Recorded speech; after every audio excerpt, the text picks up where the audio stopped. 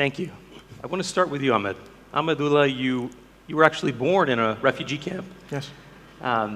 In Bangladesh. You spent the first 15 years of your life there.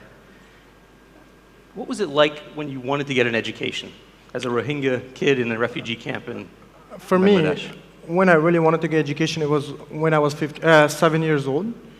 When I was 7 years old, I went to the school system that was set up by the UNICEF and UNICEF in the refugee camp in Bangladesh.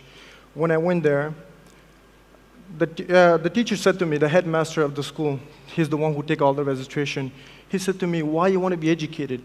People like you have no father and your mother is mentally ill. What's the purpose of the education? What are you going to do with it? So we cannot waste this resource that we have in this institute for you. So you should get lost and try to survive as long as you can. And I remember him kicking me on the chest and kicking me out of the school. So what did you do? What was your life like as a kid?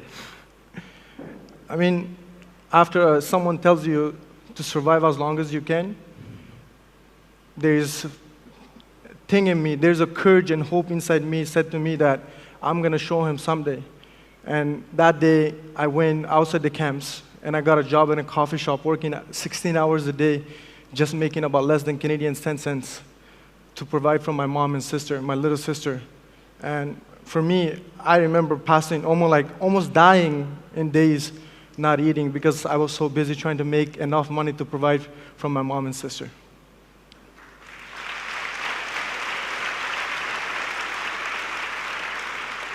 Now, at the age of 15, you were able to make it to Canada. And you have since been going back to Cox's Bazar, the largest refugee camp in Bangladesh. The experiences you described, these harrowing experiences of your youth, were some time ago. Please tell us it's better today. I wish I could, but at the same time, I can't tell you that it's better because when I was there, at least there was systems in place to provide education for Rohingyas. At least there was a school that I could have tried to register that I was denied from.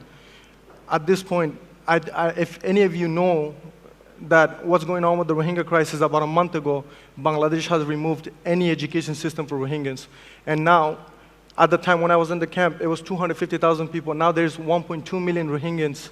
My people are not getting provided education. And it's funny that I have an opportunity in Canada, and I try to go to college and university, take the lavish life that I was given, and at the same time, millions of kids suffering same way that I was suffering, and all they want is education, you know, and nothing has gotten better.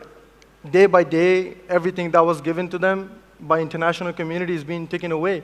Just like, you know, about 40 years ago, education rights was taken away from my mom and dad, and they were forced to go in a refugee camp. Now it's being taken away by another generations of Rohingyans that's going to go out without education, without proper education soon. You talk to these young kids in the camps.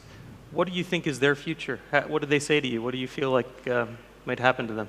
You know, I will try not to cry. The things they say to me is not something I could bear. You know, I got to Dubai, I haven't slept yet. I got here yesterday, and I haven't slept yet because this is the biggest opportunity in my life that I could talk about the rights of my people. You know,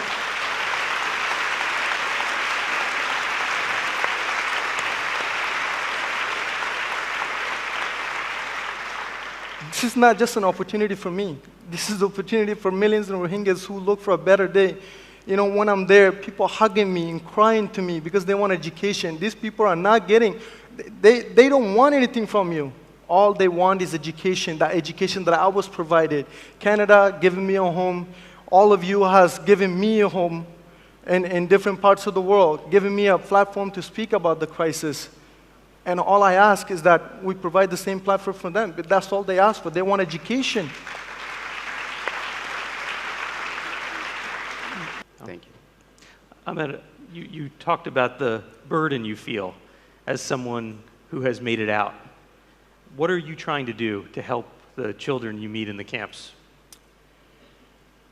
You know, it's not what I want to do. It's the responsibility those kids put upon me. Or put on me.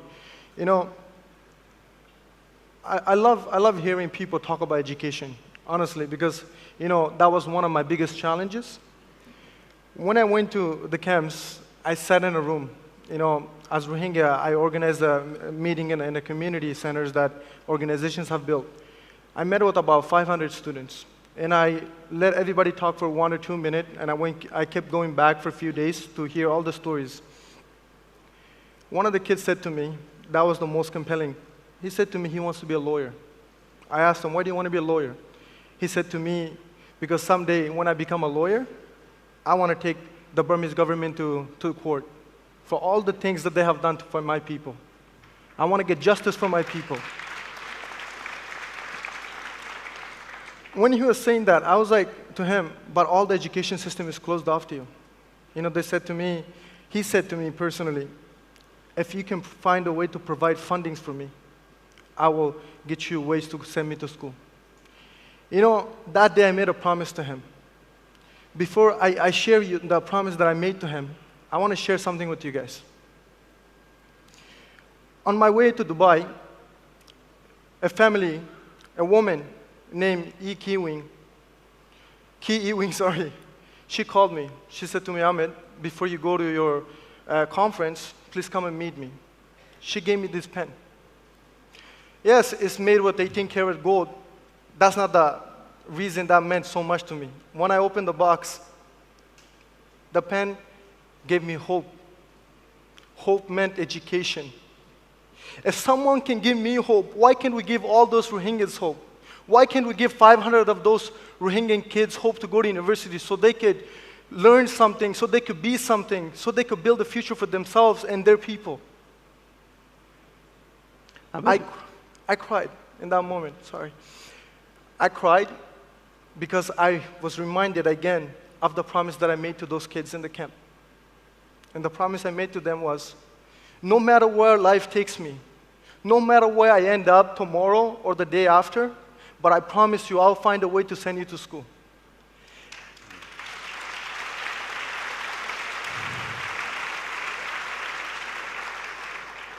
And in this conference today, I'm not asking, I'm begging every single one of you in this room, you could change those lives, those 500 people. They could turn out just like me. I am a proof that refugees could be anything as long as you give them a chance.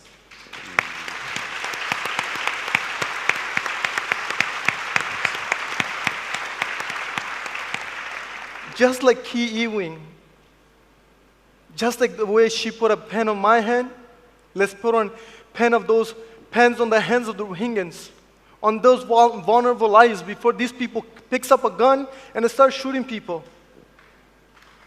Let's give them opportunity. That's all they're asking for. They don't want your food. They don't want your money. They don't want anything.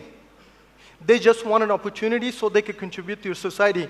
And if anybody from the Bangladeshi government is here, I personally beg you on behalf of my people, you have the power now. All of my people, all of my youth, they're in your country. I am so grateful to you that you give us an opportunity to stay in your land, even though the country is suffering its own self. But what's the point of keeping us alive if we have no future to look forward to? What's the point if we're going to become just like the way the Burmese government wants us to become? My mother is uneducated. My father was never able to pursue education. I was told that I shouldn't be educated. Let's not give the Burmese government what they want. Let's change the way we think. Let's change the way we plan their future. Let's give them education, please. And I beg every single one of you, please don't let me feel the burden of trying to educate 500 kids or trying to send those 500 kids to school. I want every single one of you to help me to make sure that I can succeed in this journey that I have taken. I don't care for my success anymore. I don't care about if I completed school or not. All I think about and care for is those kids in the camp, those 500 kids that hope for same opportunity, hope to get the same opportunity that I have today. Please help me. Thank you.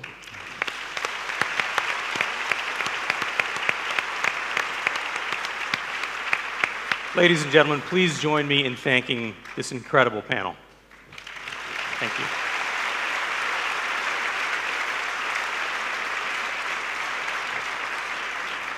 And let me leave you with this. Clearly, we need to do more. We need to work differently and more urgently. We need to get results for people, including millions of children living in desperate situations like the Rohingya kids. Good intentions are simply not enough. But if you're not yet convinced, please watch this.